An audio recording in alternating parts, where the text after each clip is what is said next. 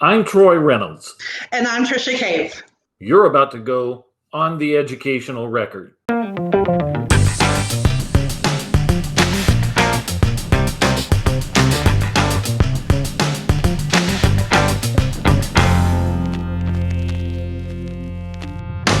Welcome to the Educational Record, a YouTube series where we grill candidates for Texas State Office about their positions on key educational issues so that you can make an informed choice when you vote.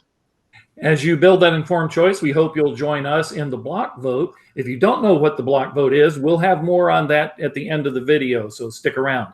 Right now, we would like to welcome Jeromey Sims. He is candidate for House District 91. Welcome to the show. Thank you very much. Welcome, Jeromey. So, Jeromey, to get started, why don't you tell our viewers a little bit about yourself?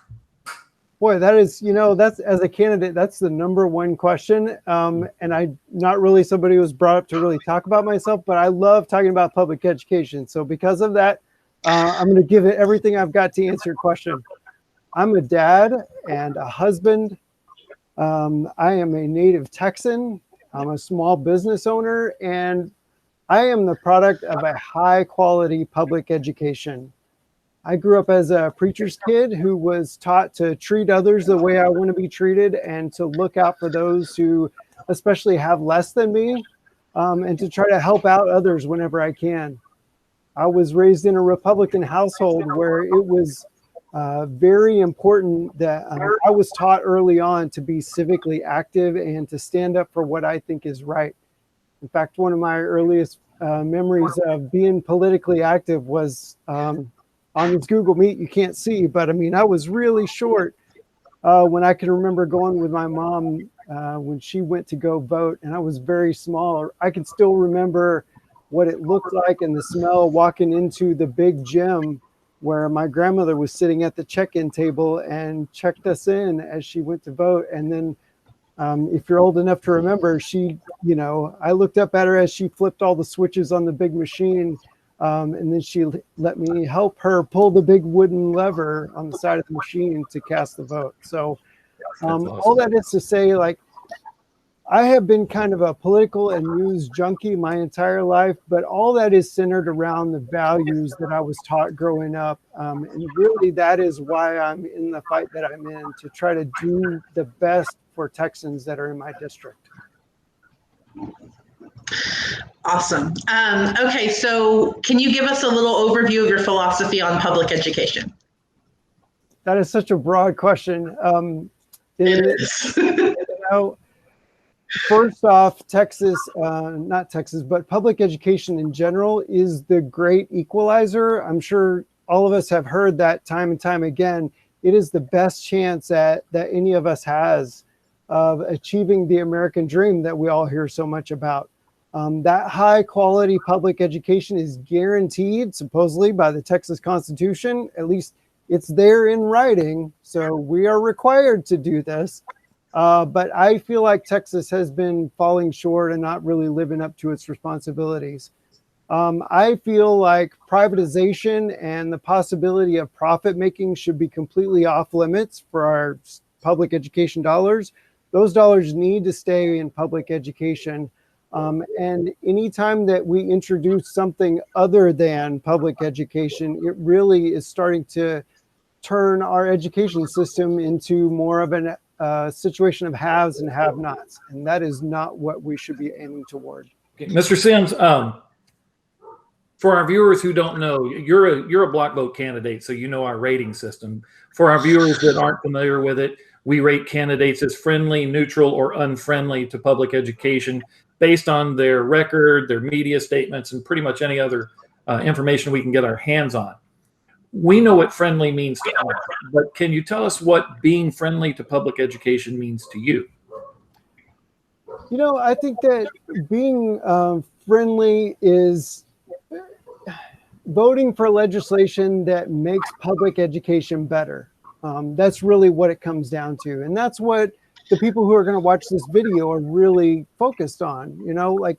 If you're friendly, you're going to vote in my best interest as a teacher or a parent or a student or an administrator or a staff member, any of these people. And if you vote against that legislation, to me, that just makes sense that you would be unfriendly. It means, but more than that, it means meeting with and listening to all of those people that I just mentioned. Because if we're supposed to have representative form of government, like we're all taught in school, then you can't represent the people that are in your district unless you listen to them. And a large chunk of those people are going to be parents and students and people who work in the school district. And all of those really depend on someone to represent them in the Texas legislature who will take their viewpoint into account when they make these hard votes in the Texas Ledge. So being friendly or neutral, to me, those are kind of the same thing, because, when I grew up, it wasn't a bad word to say compromise, right? Because legislating is really a formal way of negotiating what is the best way to solve a problem. So those two things, I put them in a category on their own. And then unfriendly is definitely someone who is not voting for public education. Thank you very much. And Jeromey has earned his friendly rating. He has been rated friendly both times he's run for office with us. So Jeromey, and when we're talking about the problems with public education, what do you see as the top 2 or 3 issues we're facing right now in public education? Well, this isn't going to surprise anybody. I mean, I'm sure this is the number one answer that you always get, and that is the lack of funding at the state level. Anybody who is paying attention to what's going on in the Texas legislature and public education in Texas for over a decade, probably 2 decades now, that the state has just been cutting their level of funding through different schemes, tax swaps, or capping the amount that now this last time capping the amount that that local districts can raise their tax rates to make up for what the state is creating as a shortfall in their funding.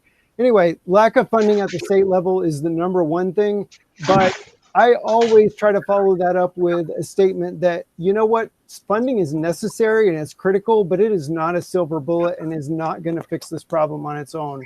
We have got to think outside the box and try to be innovative for public education solutions. There is too much emphasis on standardized testing, in my opinion, and in many of the opinions of teachers that I've talked to. Anytime you're teaching a student the right answers for a test, that just seems like a one long cram session, and it's not really like breaking through the surface to teach students what they need to be successful in life. I would add on to that answer, lack of best practices, and then dissemination and implementation of those best practices throughout the state. Okay. That's a good one. It is. Another issue that has begun to rise to the forefront in the state is local control. There is an ongoing push by the state to centralize the power of the school districts and to run things more and more from Austin rather than from the local school board. Where do you stand on local control, and is there a balance? And if so, how do we find that balance? I love this question. And I know we're only talking about public education, but I will just make this comment that your question touches on a topic that is much more broad than just public education. In fact, it is such a big deal. It is one of the 3 stances that one of the 3 issues that I put on my road signs that we put out for the campaign. And education was one of the other ones. So local control is, as we, like I learned in my civics lessons in school, local control is the best form of government because it is the form that is closest to the people, and therefore it's easiest for us as citizens or just concerned community members to go and meet with the people that are representing our interests and talk to them one-on-one to try to change their mind if they disagree with us, or at least be heard, right? And then if we disagree with them, we can go and get 20 other friends who agree with us, and we can come show up at the school board meeting or the city council meeting or whatever other local form of government. And we just keep showing up until they finally will hear our concern and acknowledge it, right? And eventually, if they don't acknowledge it, then they can be voted out.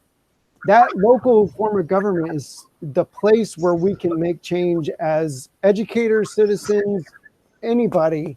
And the Texas legislature seems to have this mindset where they turn around to the federal level on one hand and say, we know how to govern Texas better than you, so hands off, federal government. And then they turn around to the local government and say, you know, we know better than you guys how to govern your city, so we're going to start passing laws that override what you want to do as a city. That's not right, and it's not what any of us were taught in school. So I'm very much in favor of local control. Thank you very much. Strongly. Yeah. Okay.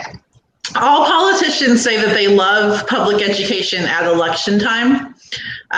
Teachers and the rest of the public ed community are tired of simply being patted on the head and saying, good job, we love public ed, and then empty platitudes. What kind of concrete moves can you outline in your plans that are more than simply campaign fluff? Yeah, I mean, this is, so as a candidate and not an incumbent, this is almost an impossible situation to answer this question. So I'm going to be honest and tell you what I think. But really the proof is in the voting, right? Mm-hmm. You can go back and look at how, for instance, my opponent has voted or any other legislator in Texas. The votes are public information. And if you're interested as a voter, you should go look and see how they voted on particular issues and how they're rated in your system. Also, I would say you can look at the donors. Who is donating to these candidates, and are they aligned with interests that are anti-public education? My donors are grassroots donors who are giving me 20, 30, 50 bucks a month, or if I'm lucky, more than that. But the majority of those donors live in my district, and that's where I get my support from. So I am not doing this because I'm trying to pay back any political favors to anybody who's donated to me. I'm doing this because I think it's the right thing to do, and we need a representative who represents the people and their interests. And quick shameless plug. Sorry, Tricia, I was about to brag on you. I was going to say quick shameless plug. If people want to see those voting records and those donors, Tricia's done that work for them. They just need to visit our website at TexansForPublicEducation.com. One-stop shopping. You'll get it all. That's exactly what I was going to say. So, but I don't get a chance to brag on you that often, so I wanted to. Great teamwork. Well, I don't get to see Tricia often enough, by the way. So tell me this: politicians in general love sound bites, and one sound bite that we hear regularly: public education is broken. We hear about the pipeline from school to prison and things like that. I don't agree that public education is broken, but just for the sake of argument, let's say that it is. What's broken, and what will you do to fix it? I mean, this question about broken or not broken is really not that it's devised this way, but when you start using language like that, broken means different things to different people. And so I think on the one hand, if you're on the anti-public ed side and you say that public education is broken, you're saying that because there are other things that you want to see happen. But if you're on the pro-public education side and you're not willing to talk about the struggles and challenges that happen in our public education system, you also are part of the problem, and you can't fix a problem until you can acknowledge the problem. And to say that public education is perfect in Texas is just dishonest. And so I'm not going to go there. I think we need to identify what's wrong, and then we need to bring everybody to the table and try to come up with solutions. I mean, we are obviously in Texas graduating more students. More students are going to college, but then when you talk to the college professors, you hear them say, oh, well, you can tell the students who come from the Texas public education system because, for instance, they write a very specific way, and they write that way because that is the way that they were taught that they needed to write to pass the standardized test. So, I mean, we've already touched on standardized testing, but we need to focus on a more holistic approach to public education. We need to be drivers of innovation. Like I said, best practices and then dissemination and implementation of those. We need to teach more life skills and less how to pass a test skills. I don't know if these are sound bites or not, but this is what I really think about when I think about fixing public education. Of course, always, like I said, funding is at the top of the list, but we need to think deeper and harder about these solutions. Okay. So last thoughts. Do you have any final thoughts you want our viewers to know about public education, or do you have any public education related events that you want to plug? Yeah. So I always every Friday at 6:30 p.m. I do a Facebook Live. We talk about different topics. I'll bring on different candidates to try to introduce people in my district to the other candidates, because typically as candidates, we go out and do live public events, but we're not doing that right now. We're all on Zoom or online. We just did a Facebook Live focused on public education a few weeks ago, so I will definitely share that with the group. One of my dear supporters, Debbie Tribble, joined me on Facebook Live, and it's intended to be just a conversation to try to introduce, not so much to me, but to my viewers, ideas like what we've talked about today, because a lot of voters really have no idea what's going on in public education other than, well, school must be in because I'm driving through the school zone again. You know, like that's the extent of their involvement with public education. And they get angry when they see their property tax statement come because the Texas Ledge has been failing to fund it properly. But I guess the last thoughts that I would want to leave with your viewers is, please reach out to your candidates. We all want to talk to you and hear from you, because I work in IT, and while I do know how to solve problems because I use that mindset and logical approach to solving problems every day, that doesn't mean that I know the struggles that go on in public education. And unless you get involved, we're not going to know. Ask your candidates where they went to school. Ask them what teachers influenced them, because I mean, I can still remember Mrs. Crocker in the 7th grade teaching me how to diagram sentences and love the logic and reasoning behind how the English language can work if you are taught properly how to do it.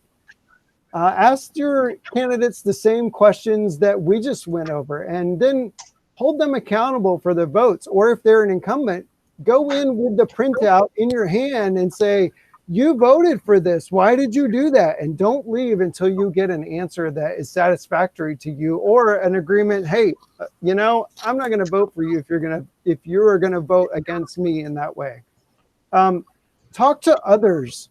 It is so important for you to have personal one-on-one conversations with your friends and family, because it is really hard to convince someone as a candidate to change their mind.